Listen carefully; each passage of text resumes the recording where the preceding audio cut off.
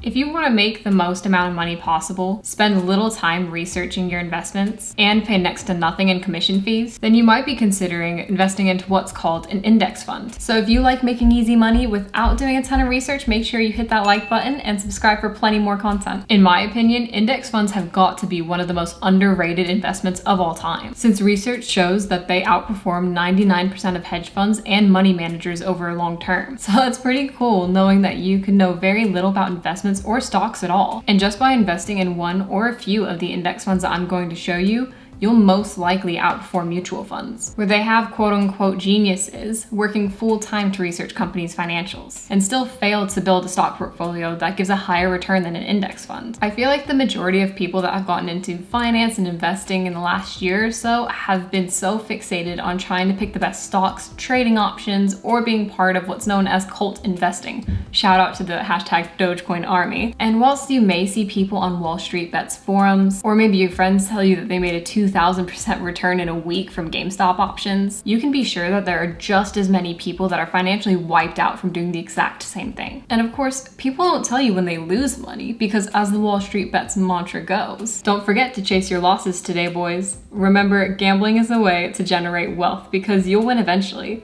It's just a matter of time. Keep your losses a secret from family and friends. That way, when you get a big win, you can surprise them. Money isn't real, so borrow as much as you need to break even.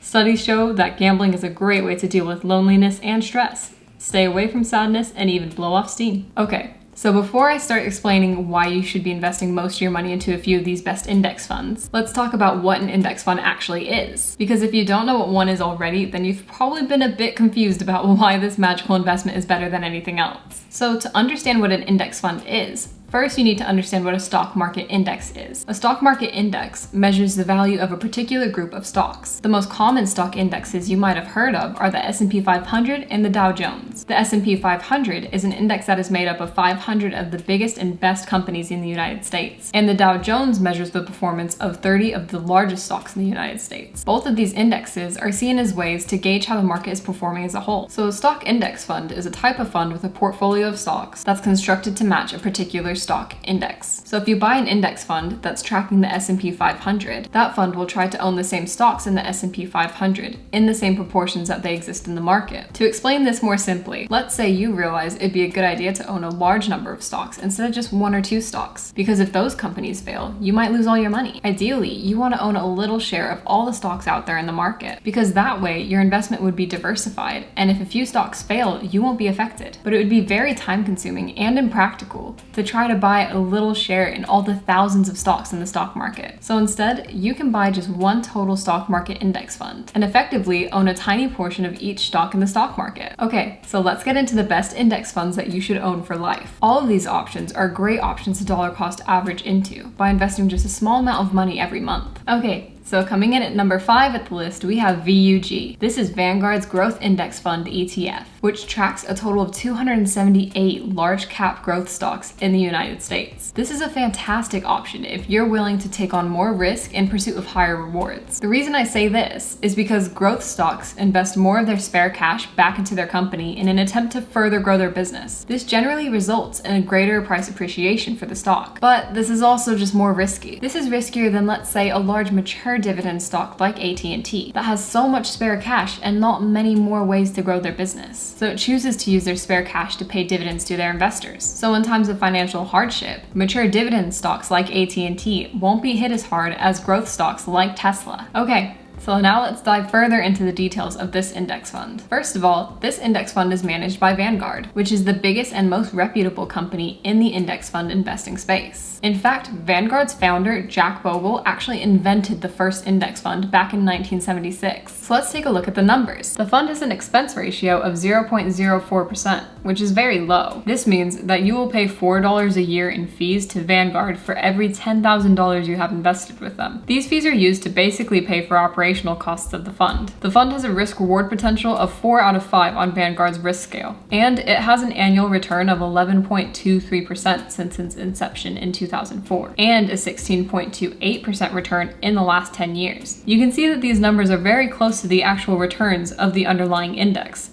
which means that Vanguard is doing a great job trying to match the returns of the index it is following. So moving on to number 4 on our list, and that is VTI. This is another Vanguard index fund that tracks the performance of the total US stock market. This is such a great index fund because you get the most amount of diversification possible. This fund invests into large, mid, and small cap stocks across growth and value styles. And in total, by investing into this fund, you receive exposure to 3,781 stocks. You can't get much more diversified than investing into basically the entirety of the US economy. And you can sleep soundly at night knowing that the only way your investment can fail is if the entire US economy fails. And in the case that that happens, I guess we're all screwed then. So let's take a look at these numbers. VTI has returned 8.5% a year since it was created in 2001 and has returned 13.79% in the last 10 years. It also has a risk rating of 4, like the Vanguard Growth Index Fund, but has a slightly lower expense ratio of 0.03%.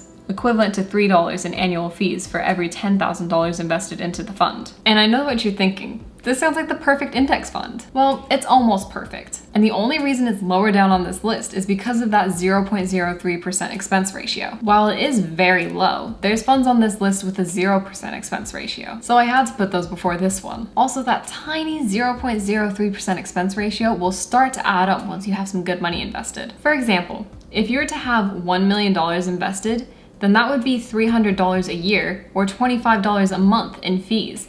And this is some serious money that could be spent on much more important things, like plants. Okay, so number 3 on this list of best index funds is something that isn't Vanguard. It's Fidelity Investments FZROX. This is Fidelity's total stock market index fund, which is similar to the Vanguard index fund I was just talking about. But the reason it has a higher standing on this list is because this index fund has an expense ratio of 0.0%. So you don't have to pay anything at all in fees. This 0% in fees is a new thing that Fidelity has tried to introduce in an attempt to compete with the market leader, which is Vanguard, to try and attract new investors to invest with Fidelity rather than the more established and more well-known Vanguard. In fact, Fidelity makes it very clear in big bold writing on its website that says, there's no match for Fidelity in index investing, not even Vanguard, whilst directly comparing all of its index funds against ones at Vanguard, highlighting the fact that it has lower expense ratios. So like I said, this index fund is new and was only created on August 2nd of 2018. As such, it doesn't have any 5 or 10-year performance data. However, its 1-year performance clocked in at a gigantic 50.64%, which of course is because of the huge rally we've witnessed in the stock market since the market lows of March 2020. It also invests in a total of 2,628 stocks, which is lower than Vanguard's VTI, which holds 3,781 stocks. So now moving on to the second best index fund,